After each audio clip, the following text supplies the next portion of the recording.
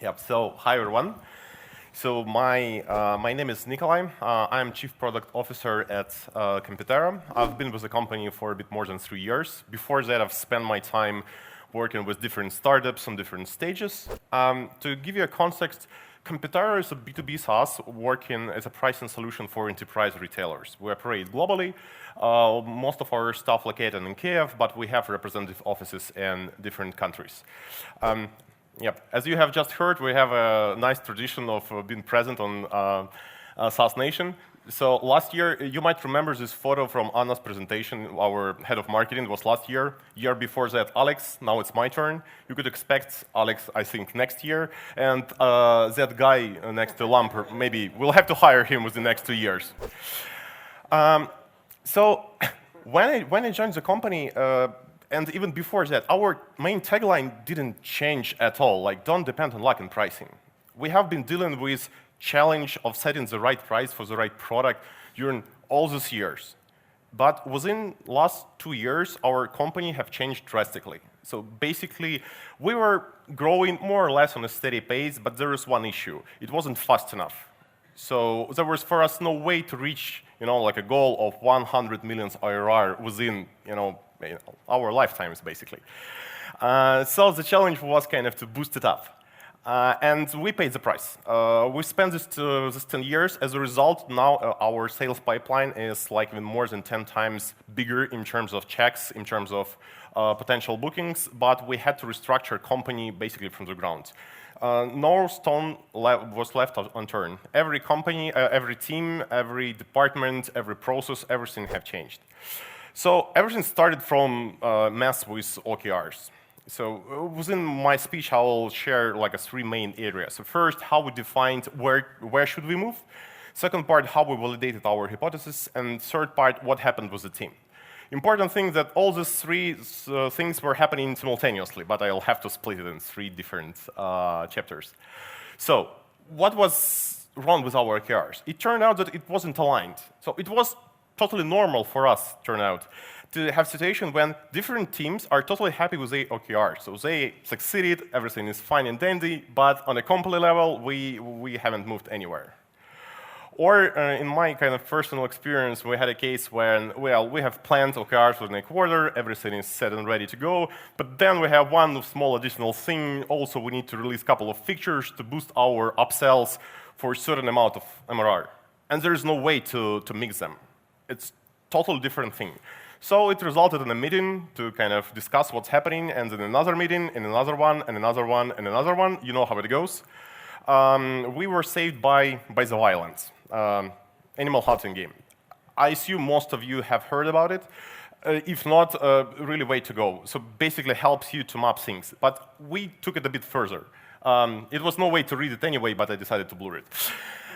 So what basically we have done?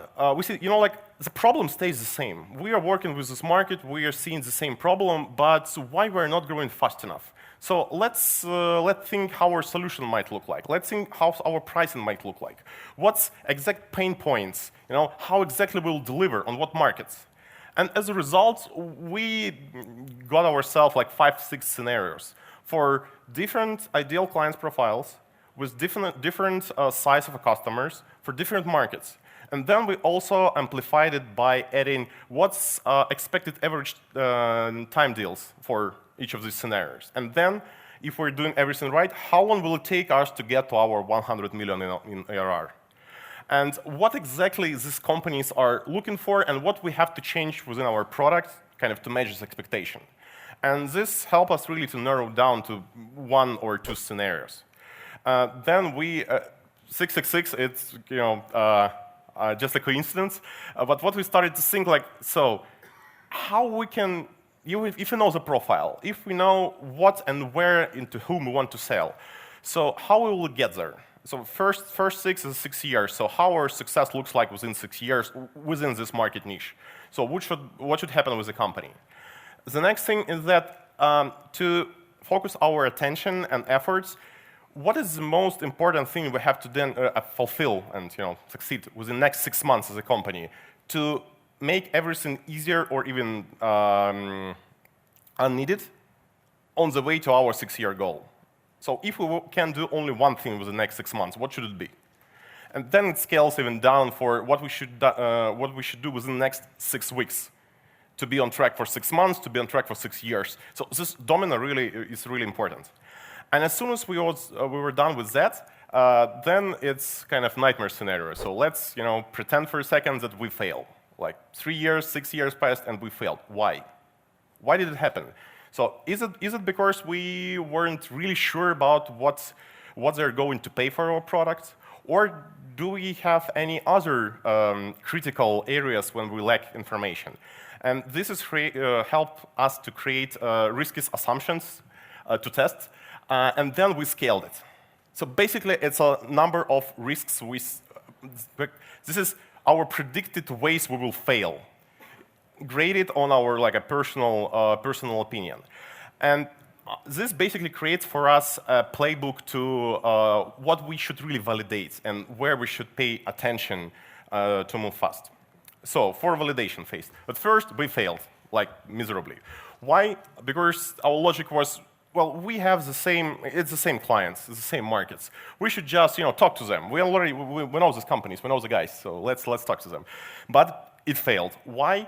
Because they've bought a bit different products. They were concerned with different process. And we were getting a lot of feedback regarding our solution, but not feedback on where we would like to take our company to. So what helped when we created totally separate sales funnel? So separate teams started to build up sales funnel from the day one. One of our major challenges is that we are working in the market when we do not have opportunity to have any A/B tests, because we just do not have the numbers. We're dealing with hundreds of customers at most, and even with users, most of the time it's a couple of dozens. So you do not have the math, so you have to guess. And how to reduce risks, again, will make them pay for it. Basically, we have started selling our solution way before we started development. Why? Because deal cycle is 6-9 months and above.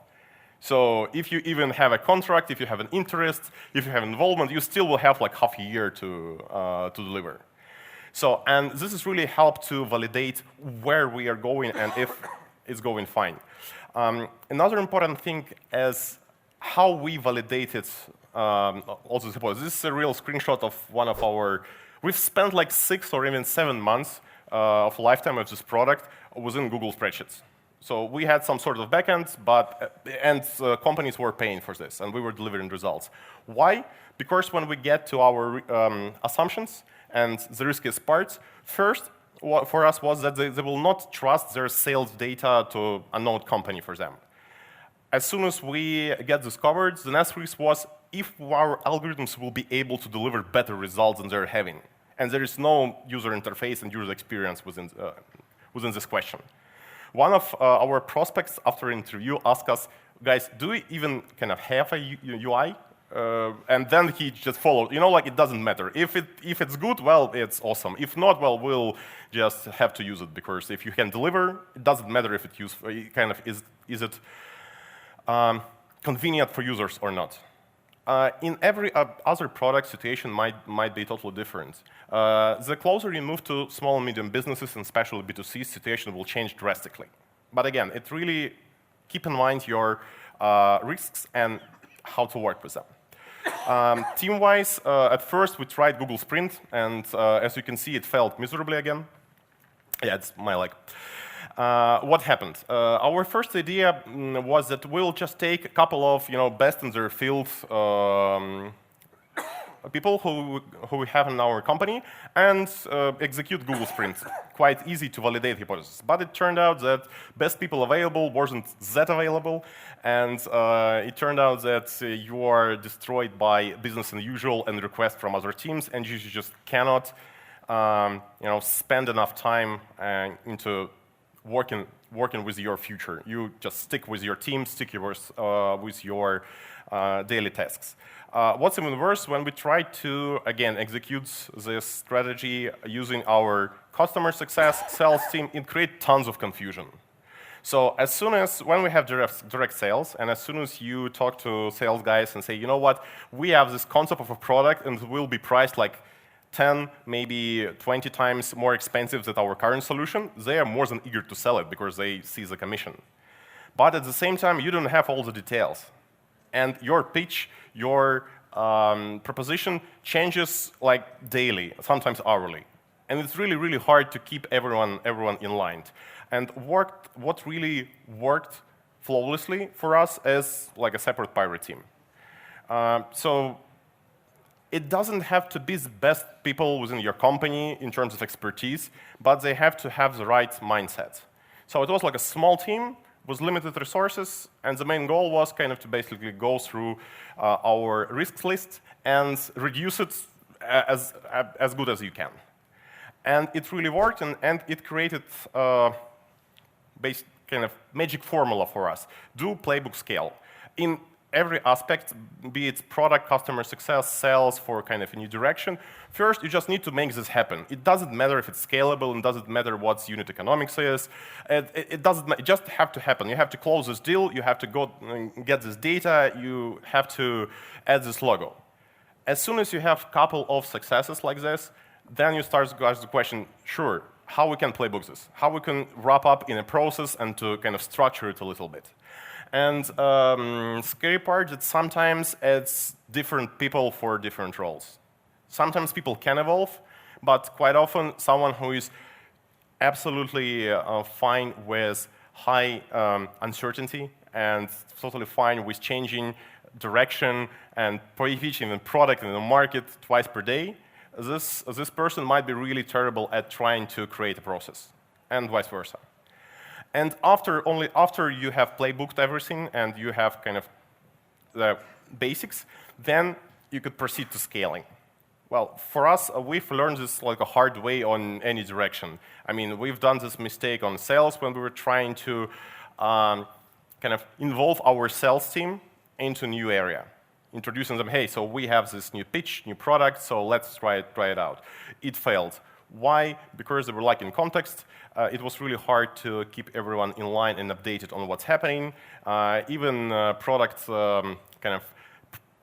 abilities and how to work with the customers.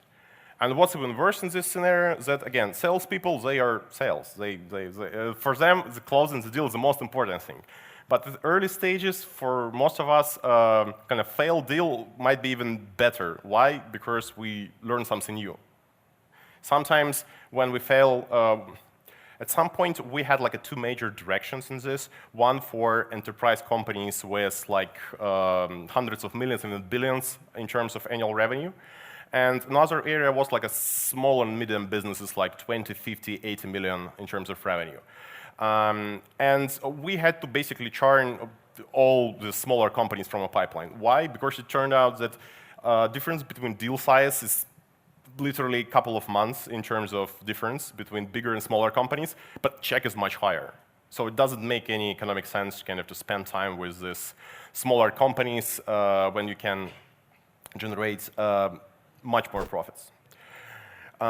So 3 basic principles we have developed, and so we have done this a couple of times since then, so it kind of really works, at least for us. So like first, identify where's the main risks of what you are doing, of direction you're thinking. Create these domino steps and try to predict, if you fail, where it is going to be. And then concentrate on validation, even this part. For this validation team, you need full-time pirates. I mean, you need someone who is comfortable with uncertainty, someone who is comfortable of throwing out work they've been doing for the last couple of weeks and starting from scratch, and doing overtimes and all that stuff. And ramshackle fleet means they have to be limited in resources, because it's prioritization is hard, and when you don't have resources, it's much easier to prioritize. So when you have only one developer, you have no illusions that you might be able to deliver something, significant within next month. You know that it will be absolute bare minimum, and it really helps again to prevent waste. Why? Because it's all about risk management and resources available to your company. Yeah. So thanks for your attention.